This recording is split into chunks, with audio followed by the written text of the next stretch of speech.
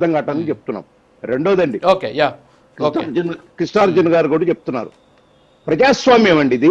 First public, ఆ అమరావతి మహిళలు కానీ అమరావతి ప్రజలు కానీ ప్రజాస్వామ్యవాదులు కానీ ఈ చర్చ రాగానే బయటకు వచ్చి నిరసనలు తెలిపారు. ప్రజాస్వామ్య హక్కు అది.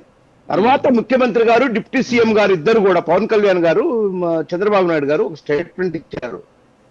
డెఫినెట్ గా వీళ్ళ మీద యాక్షన్ తీసుకోబడుతుంది, యాక్షన్ తీసుకుంటామని చెప్పారు.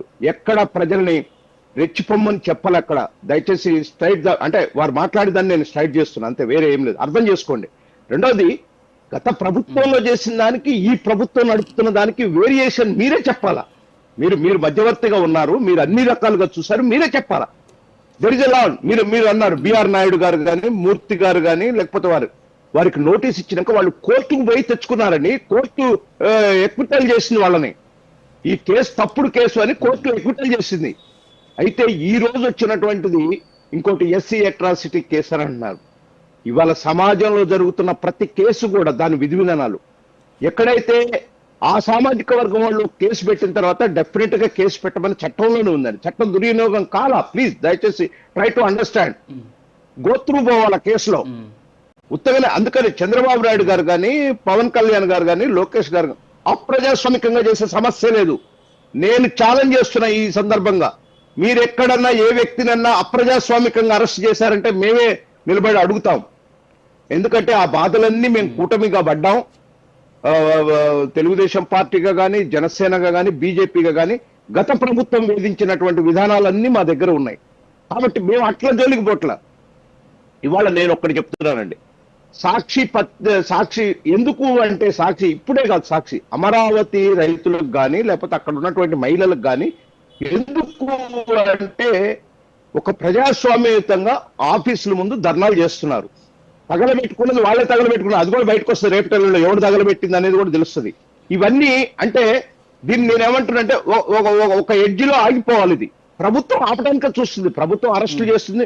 వాళ్ళు కృష్ణరాజుని పట్టుకోవాలంటే 10 టీములు తిరుగుతున్నాయి, పట్టుకుంటారు. కానీ వాళ్ళ వైపు నుంచి రావాలి కదండి. ఎట్లాంటి స్టేట్మెంట్లు వస్తున్నాయి? రోజా గారు నిన్న ఏం స్టేట్మెంట్ ఇచ్చింది? మన సజ్జల రామకృష్ణారెడ్డి ఏం మాట్లాడతారండి? అక్కడ మహిళల్ని కించపరుస్తూ వాళ్ళు డిస్కస్ చేస్తే అలాంటి మహిళలు సంకర్ చేస్తారంటాడా? ఎంత నేను చెప్తున్నా, మీ మీడియా ద్వారా చెప్తున్నా, మా కూటమి ప్రభుత్వానికి ఇమ్మీడియట్లీ అరెస్ట్ చేయాలి అతన్ని. ఎందుకంటే పెద్ద మనుషులుగా చలమనైన వాళ్ళు, ఒక రాజకీయ పార్టీకి పెద్ద మనిషిగా ఉన్నవాడు చిన్న వయసు ఆయన ముఖ్యమంత్రి అయ్యి మాజీ ముఖ్యమంత్రి అయినప్పుడు కొన్ని సలహాలు ఇవ్వాలా. ఈజ్ ఎ జర్నలిస్ట్, ఆయన ఈనాడులో పనిచేశాడు. కనీసం ఒక సాఫ్ట్ కార్నర్ కూడా ఉండకుండా స్టేట్మెంట్ ఇంకా రెచ్చగొట్టి ఆజ్యం పోసినాడు. ఇంకా ఏం పద్ధతి అండి ఇది? ఇలా మహిళలను మాట్లాడిచ్చే పని లేదు. ఎంత దారుణంగా మాట్లాడండి. ఎవరైనా ప్రజాస్వామ్యాలు అట్లా మాట్లాడతారా? జరిగిన దాన్ని ఎవరైనా సరే మానవత్వంతో ఖండిస్తాం. అరే మహిళలను ఇట్లా అన్నారు, ఇది పద్ధతి కాదు అని అంటాం. కానీ ముందుకొచ్చి శంకర్ జాతి, అవునండి, వాళ్ళని ఎప్పుడైతే వేశ్యలు అన్నారో వాళ్ళు చెప్పులు తీసుకొని కొడతారు. చాలా జరుగుతాయి. ఇంకా చంద్రబాబు నాయుడు గారు కేవలం అమరావతి చుట్టూ పోతేనే ఆయన బస్సు మీద చెప్పులు రాళ్ళు ఇసిరేస్తే ఆనాడున్న డీజీపీతో ఒక స్టేట్మెంట్ ఇచ్చారు, ఇది ప్రజాస్వామ్య హక్కు అని. కానీ మేము అట్లా ప్రజాస్వామ్య హక్కుని మేము అంత దుర్వినియోగం చేయం. ఇవాళ జరుగుతున్నది నేను చెప్తున్నాను కదా. ఇంకా పార్టీ ఇంకా ఏమేమో చెప్తారు వాళ్ళు కనీసం ఏ స్థాయి నాయకత్వం కూడా వాళ్ళ దాంట్లో దీన్ని వేరే తీరు తీసుకోవట్లేదండి. ఏం సొంతంలాగా తీసుకున్నారు. ప్రజలు చూస్తున్నారు, ప్రజలకు తెలుస్తుంది అసలు ఎందుకు వచ్చిందండి ఈ వివాదం. ఎవరు లేపారండి? మీరే కదా కావాలని పెట్టింది. డిస్కషన్ లో మీరు అన్నది కరెక్ట్. సీనియర్ జర్నలిస్టులు మాట్లాడేటప్పుడు మనం మాట్లాడేటప్పుడు మామూలుగా ఎవరైతే ఉన్నారో చేసేవాళ్ళు, ఎవరైతే యాంకరింగ్ చేసేవాళ్ళు ఏమైనా మాట దొరికితే అనేక డిబేట్లలో చూస్తాం. మన దీంట్లో కూడా చూస్తాం. చాలా సార్లు చెప్పారు, వద్దండి మీరు అట్లా మాట్లాడొద్దండి, తప్పండి, ఇంకోసారి అట్లా మాట్లాడకండి, ఇట్లా మాట్లాడితే డిబేట్ లో కుదరదండి అని చెప్తారు. అది ఖండన వేరే ఉంటది.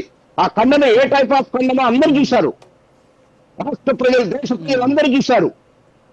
ఎట్లండి దీనికి ఇది ఒక్కటే కాదండి, దీని వెనకాల ఒక కాన్స్పిరసీ ఉన్నది. అమరావతి మీద ఒక కాన్స్పిరసీతో కూడినటువంటి ఇది జరుగుతుంది. దాని కుట్ర కూడా బయటకు వస్తుంది త్వరలో. డెఫినెట్ గా దీని వెనకాల ఒక కుట్ర ఉంది. ఈ మధ్య కూడా వరల్డ్ బ్యాంక్ లెటర్ రాశారు, అవి కూడా బయటకు వస్తాయి. ఎందుకు ఇంత అరాచకం ఎందుకండి నాకు అర్థం కాదు. ఒక రాజకీయ పార్టీ ప్రజాస్వామ్యం ఇది, ప్రజలకు నచ్చితే అధికారంలో ఉంటాం, లేకపోతే దిగిపోతాం. మళ్ళొకసారి మంచి ప్రజలకు ఒకవేళ మనం ఏమి చేసాం తప్పుడు దాన్ని రెక్టిఫై చేసుకుంటే మళ్ళా ప్రజలు అధికారం చేతికిస్తారు. అంటే దాన్ని ఈ రకంగా చేసుకుంటా పోతే ప్రజలు అధికారం చేతికిస్తారా? ఎట్లా ఇస్తారు ప్రజలు? కాబట్టి ఇది ప్రజాస్వామ్యంలో ఇది కరెక్ట్ కాదు. ఎట్టి పరిస్థితుల్లో అప్రజాస్వామికంగా కానీ దౌర్జన్యం ఇది ఏంటంటే ఇంకా మీరు ఒక మాట అన్నారండి, మీరు ఎట్లా చేస్తారు దీన్ని, ఎట్లన్నా చేసి ఇది చేయాలి కదా, దీన్ని స్టాప్ చేసేటట్టు కూటమి ప్రభుత్వం ట్రై చేస్తుంది. కానీ వాళ్ళే రెచ్చగొడుతున్నారు. కూటమి ప్రభుత్వం ఏం చేస్తారు? ప్రభుత్వ పరంగా ఎవరైతే బాధితులు ఉన్నారో వాళ్ళు ఇచ్చినటువంటి పిటిషన్ల మీద ఎవరినైతే అరెస్ట్ చేయాలో తొందరగా అరెస్ట్ చేయటమే దాని ప్రతిఫలం. కానీ వాళ్ళు ఏం చేయాలా? దీన్ని స్లాగ్ తక్కువ చేసుకోవాలి, దీని యొక్క ఉధృతను తక్కువ చేసుకోవాలి. తక్కువ చేయట్లా, వాళ్ళు ఇంకెక్కువ చేస్తున్నారు. అంటే వాళ్ళ క్యాడర్ను కానీ మిగతా వాళ్ళని రెచ్చగొడుతున్నారు ఎక్కడికక్కడికి. రెచ్చగొడితే ఏం లాభం అండి? ఏం జరిగిద్దండి? ఇదా రెండు సైడ్లు లేదండి. మీరు అన్నట్టు కూటమి ప్రభుత్వం చూడాలా, వీళ్ళు చూడాలా, దీన్ని ఎట్లా కూటమి ప్రభుత్వం ఇక్కడ ఏంటి అంటే నేను అన్న దాంట్లో ఏంటి అంటే ఒకటి సార్, ఇక్కడ ఏంటంటే ప్రజల్లో ఆగ్రహావేశాలు వ్యక్తమైనటువంటి సందర్భంలో దాన్ని కంట్రోల్ చేయాల్సినటువంటి బాధ్యత ప్రభుత్వానికి కూడా ఉంటుంది. సరే, వాళ్ళు క్షమాపణ చెప్పలేదు, సో కాబట్టి మన శాంతి భద్రతలకు విఘాతం కలిగించే అంశాలను ఇవాళ ప్రభుత్వం కూడా ఖచ్చితంగా ఉమెన్ రైట్ కమిషన్ పోయింది, నేషనల్ హ్యూమన్ రైట్స్ కమిషన్ కూడా డీజీపీకి ఇచ్చారు, డీజీపీ గారిని కూడా 72 అవర్స్ లో రిపోర్ట్ ఇవ్వమని కోరారు. ప్రభుత్వం ఏం చర్యలు తీసుకోవాలో అవన్నీ తీసుకుంటుంది. దీన్ని సబ్సిడీ చేయడానికి చూస్తాం. మేము ప్రభుత్వంలో ఉన్న మాకు ఇవన్నీ ఈ గొడవలు అక్కర్లేదండి. మాకు డెవలప్మెంట్ యాక్టివిటీస్, ప్రజలను ఎట్లా చేయాలా, పెట్టుబడులు ఎట్లా తేవాలా, ఈ రాష్ట్రాన్ని ఎట్లా బాగు చేయాలనే ఆలోచనే మాకుంది. దుర్మార్గమైన ఆలోచన లేదు.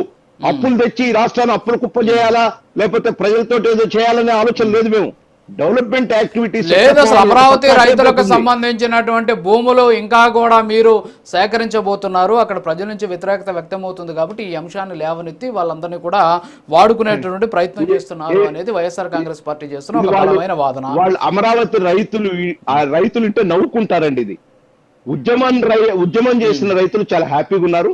కొత్తగా రైతులే వచ్చి ముఖ్యమంత్రి గారిని, కన్సర్న్ మినిస్టర్ని కలిసారు. మేము కూడా ఇస్తాం, మావి కూడా తీసుకోండి, ఇంకా కొన్నిటికి కావాలంటే మనం ఆ మధ్య చూసాం, మీడియాలో కూడా చూసాం, వాళ్ళ మీడియాలో కూడా వచ్చింది. అంటే రైతులే వాళ్ళు స్వచ్ఛందంగా వచ్చి మేము పక్కన రైతులు ఇచ్చారు, మావి కూడా పొలాలు తీసుకుంటే రేట్లు వస్తాయని చెప్పి ఒక ఆలోచనతో వచ్చారు. ఇది ఎక్కడా కూడా లేదండి. మీరు అన్నట్టు ఏమన్నా కొంతమందికి ఏమన్నా డబ్బు గినుక వస్తే కౌలు ఇదంతా ఏమన్నా ఆగిపోతే దాన్ని రెక్టిఫై చేస్తారు, చిన్న చిన్న సమస్యలు ఉంటాయి.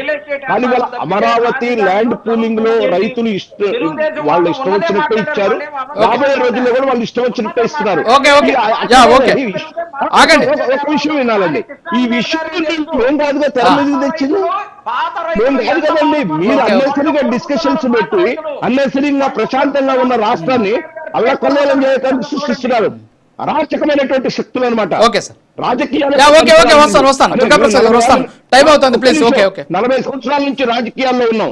రాజకీయ పార్టీ ఏ విధంగా ఉండాలి, అధికారంలో ఉన్నప్పుడు ఏ విధంగా ఉండాలి, ప్రతిపక్షంలో ఏ విధంగా ఉన్నప్పుడు ఏ విధంగా ఉండాలి తెలియలేదు. ఒకటే, అధికారంలో ఉన్నప్పుడు అరాచకమే, ప్రతిపక్షంలో ఉన్నప్పుడు అరాచకమే.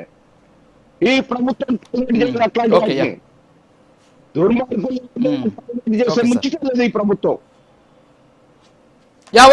ఒక్క నిమిషం వస్తాను. కృష్ణాంజనేయులు గారు, ఇప్పుడు దుర్గాప్రసాద్ గారు ఏమంటున్నారంటే ఒకప్పుడు చంద్రబాబు మీద, ఒక్క నిమిషం సార్,